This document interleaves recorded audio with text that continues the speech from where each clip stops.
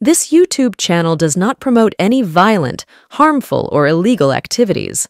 All content provided by this channel is meant for an educational purpose only. Justice Dipankar Dutta এবং justice Sanjeev খান্নার bench কেজরিওয়ালকে জামিন মঞ্জুর করলেন। এতে সবচেয়ে বড় থাপ্পড়টা পড়ল কিন্তু ইডির গালে। পিএমএলএ আইনে ইডি যাকে খুশি যতদিন খুশি গ্রেফতার করে রাখতে পারে, আর এই আইনটাকেই হাতিয়ার করে ইডি শাসকের অঙ্গুলি হেলনে সারা দেশের তামাম বিরোধী দলের নেতাদের একের পর এক গ্রেফতার করে নির্বাচনের আগে নিষ্কণ্টক করতে চেয়েছিল মোদির যাত্রাপথ। দেশের মানুষ তা বুঝতে পেরেছিল বিলক্ষণ। এজেন্সিগুলোকে ঢাল করে দুই গুজরাটি রীতিমতো বুলডোজার চালাচ্ছিল বিরোধী দলের নেতাদের ওপরে। বুক ঠুকে সংসদ ভবনের ভিতরেই দাঁড়িয়ে নরেন্দ্র মোদী বলেছিলেন, আপকি বার 400 পার। দেশের মানুষ তাদের সরকার গড়বার মতো কিন্তু দেয়নি, মানে সরকার গড়তে গেলে যে বহুমত দরকার সেটাও কিন্তু দেশের মানুষ তাদের দেয়নি। 240-এই আটকে গিয়েছে মোদির অহমিকা। সেই অহমিকায় বারবার হাতুড়ির ঘা দিয়ে আরো বেশি দুর্বল করে দিচ্ছে দেশের সর্বোচ্চ আদালত। 56 ইঞ্চির ছাতি এখন কমতে কমতে হাড় গিলে গিলে আকার নিয়েছে। সুপ্রিম কোর্টে জামিন পেয়ে গেলেন দিল্লির মুখ্যমন্ত্রী আম আদমি পার্টির নেতা অরবিন্দ কেজরিওয়াল। বলা যায় ঝাড়খণ্ডের মুখ্যমন্ত্রীকে জামিন দিয়ে যদি আদালত ইডির ডান গালটাকে লাল করে দিয়ে থাকেন, এবার থাপ্পড়টা কষালেন বাঁ গালে। ইডির দুই গালে সুপ্রিম কোর্টের আঙুলের ছাপ স্পষ্ট দেখা গেলেও আসলে চোটটা পেয়েছেন ওই দুই গুজরাটি ব্রাদার্স। চোখে সর্ষে ফুল দেখছেন দুজন, মুখে একটাও রা নেই। একসময় মোদি মনমোহন সিংকে মৌন মোহন সিং বলতেন। বারবার আঘাতে আঘাতে তিনি এখন বোবা বাবা হয়ে গিয়েছেন। আজকের এক্সপেক্টারে হবে মোদির এই 56 ইঞ্চি ক্রমহ্রাসমান ছাতিটিকে নিয়ে।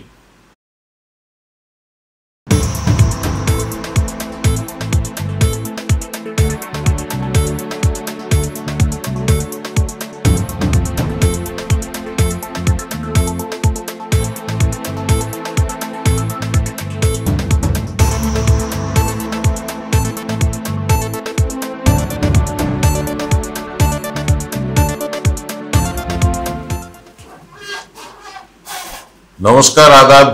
আপনারা দেখছেন প্রতিদিনের অভ্যেস মতো বিশ্বজোড়া বাঙালির আওয়াজ এনকে ডিজিটালের অনুষ্ঠান এক্স ফ্যাক্টর। হাতরাস থেকে মণিপুর, ডাবল ইঞ্জিনের সরকার দেশে বিদেশে ধিকৃত হয়েছে বারবার। গুজরাটের আমদানি সমুদ্র বন্দর থেকে এখন ড্রাগ চোরাচালানের সবচেয়ে বড় করিডোর তৈরি হয়ে গিয়েছে। ইলেকটোরাল বন্ডের মাধ্যমে তোলাবাজি কোনোটাই কিন্তু আর লুকিয়ে রাখা যাচ্ছে না, সবটাই প্রায় এক্সপোজড হয়ে গিয়েছে।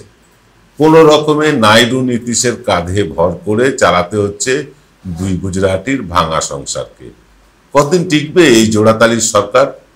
তা নিয়ে রাতের ঘুম, দিনে 4 লাখের মাশরুম খাওয়া দাওয়ার সাথে সাথে সারাদিনে 14 বার পোশাক বদল করতেও ভুলে গিয়েছেন আমাদের যশস্বী প্রধানমন্ত্রী। বোঝার ওপর শাকের আঁটি হয়ে দাঁড়িয়েছে আদালত।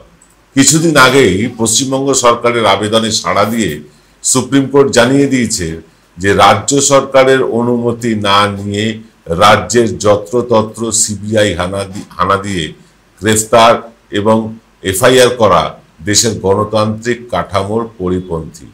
আর গতকাল জাস্টিস সঞ্জীব খান্না এবং জাস্টিস দীপঙ্কর দত্ত জামিন দিয়ে দিলেন অরবিন্দ কেজরিওয়ালকে। সব নিয়ে বেশ দুশ্চিন্তায় আছেন ওই দুই গুজরাটি ব্রাদার্স। আমরা আজকে এই যে দিল্লি আবগারি মামলা বা দিল্লি আবগারি দুর্নীতি নিয়ে যে অভিযোগ, তার পুরো কেস হিস্ট্রি আপনাদেরকে বলবো। পুরোটা শুনবেন, তাহলে বুঝতে পারবেন যে দিল্লিতে অ্যাকচুয়াল কি হয়েছিল আর এই মুহূর্তে কি হচ্ছে। যাই হোক, অরবিন্দ কেজরিওয়ালকে জামিন দিতে গিয়ে দুই বিচারপতির বেঞ্চ যা বলেছেন তাতে আরো বেশি আঘাতপ্রাপ্ত হয়েছে এই দুই গুজরাটি ব্রাদার্স। কি ঘটেছে গতকাল আদালতে তা জানিয়েছেন আমাদেরই সহযোগী সাংবাদিক দিল্লির নীলেশ রজক, যিনি গতকাল সারা দিন উপস্থিত ছিলেন সুপ্রিম কোর্টের শুনানিতে। তার বয়ান আমরা হুবহু তুলে ধরব, তবে ছোট্ট একটা 40 সেকেন্ডের বিরতির পর। জয়গুরু রত্নভান্ডার জ্যোতিষ সীমা, এখানে গোল্ড মেডেলিস্ট জ্যোতিষী বসেন। হাই কোয়ালিটির আসল গ্রহরত্ন সবচেয়ে কম দামে এখানে পাওয়া যায়। স্থান বেলঘড়িয়া রানী পার্ক, বটতলা, 2 নম্বর রেলগেটের নিকটে। 9681345722 এবং 9007778922।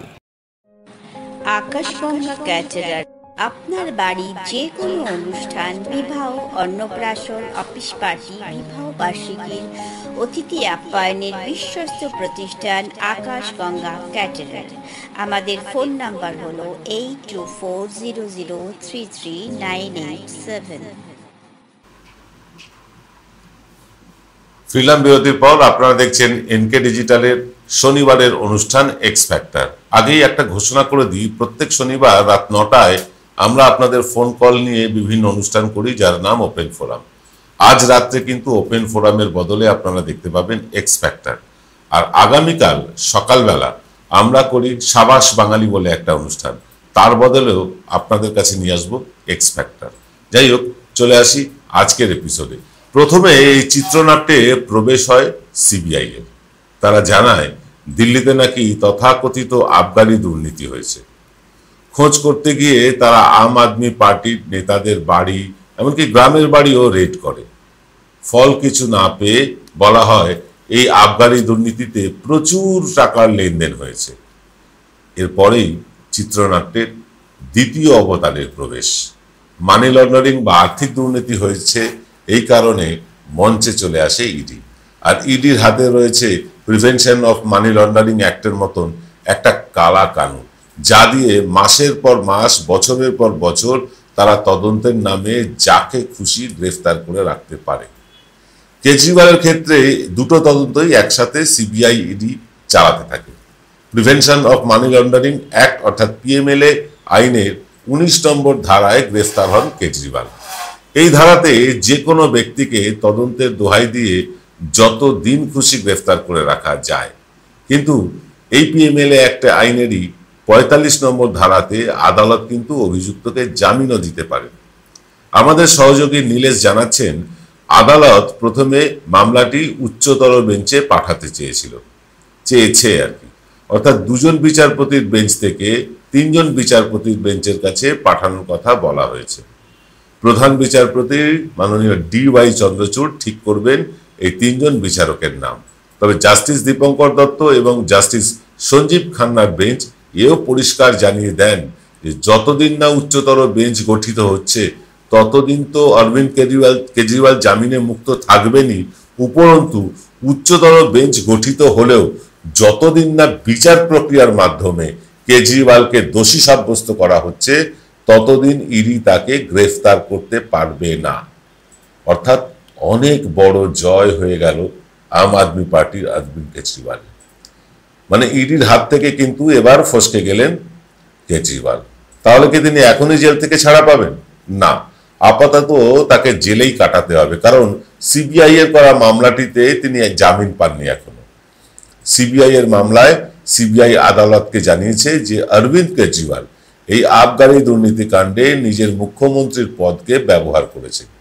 এই মামলাটি উঠবে আগামী 17 তারিখ দিল্লি হাইকোর্টে।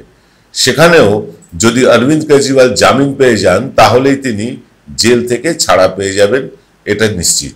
যতদূর কেজরিওয়ালের আইনজীবীদের যে টিম তার তরফে জানা গিয়েছে তা হলো মূল সমস্যার জায়গাটা ইডির কেসটা কেটে গিয়েছে। আগামী 17 জুলাই হাইকোর্টেও ফের সিবিআই এর কেসেও জামিন পেয়ে যাবেন কেজরিওয়াল।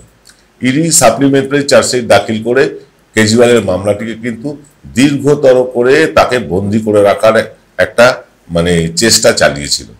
এই সাপ্লিমেন্টারি চার্জশিটটা কি? সাপ্লিমেন্টারি চার্জশিট হচ্ছে কাউকে গ্রেফতার করলে 90 দিনের মধ্যে আদালতকে তদন্ত রিপোর্ট চার্জশিট আকারে জানাতে হয়।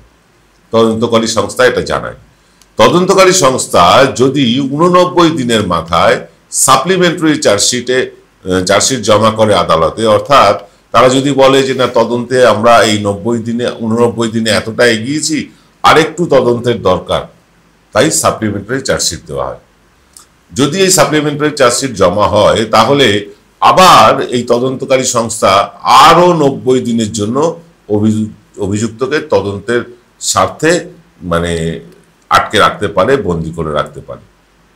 এইভাবে 89 দিনের মাথায় একটা করে সাপ্লিমেন্টারি চার্জশিট আদালতে জমা দিয়ে আদি অনন্তকাল ধরে তারা অভিযোগের ভিত্তিতে গ্রেফতার হওয়া ব্যক্তির বিরুদ্ধে তদন্ত চালিয়ে যাওয়ার নামে বন্দি করে রাখতে পারে। ইডি সেই চেষ্টাই করেছিল। এইরকম সপ্তম সাপ্লিমেন্টারি চার্জশিটে ইডি একটা বড় দাবি করে বসে। তারা বলে যে একটা চেন সিস্টেমের সন্ধান তারা পেয়েছে, যে চেন সিস্টেমের মাধ্যমে এই আবগারি দুর্নীতিতে টাকা এক জায়গা থেকে আরেক জায়গায় হাওয়ালার মাধ্যমে মানে হস্তান্তরিত হয়েছে। ইডি জানায় সপ্তম চার্জশিটে যে আদালতকে মানে কিভাবে এই হাওয়ালার মাধ্যমে এই টাকা, তথাকথিত আবগারি দুর্নীতির টাকা গোয়ার নির্বাচনে ব্যবহার করা হয়েছে। এই চার্জশিটে শুধু ইডি অরবিন্দ কেজরিওয়ালকেই দোষী করেননি, তারা কিন্তু দায়ী করেছে গোটা আম আদমি পার্টিকে। মানে এটা বলা যায় দেশে অভূতপূর্ব ঘটনা। মানি লন্ডারিং কেসে এইরকম একটা গোটা রাজনৈতিক দলকেই দোষী সাব্যস্ত করার চেষ্টা এই প্রথম দেখা গেল। যাই হোক, মোটের ওপর বলা যায় এই লড়াইয়ে আম আদমি পার্টি 100-র মধ্যে 90% সাফল্য পেয়ে গিয়েছে।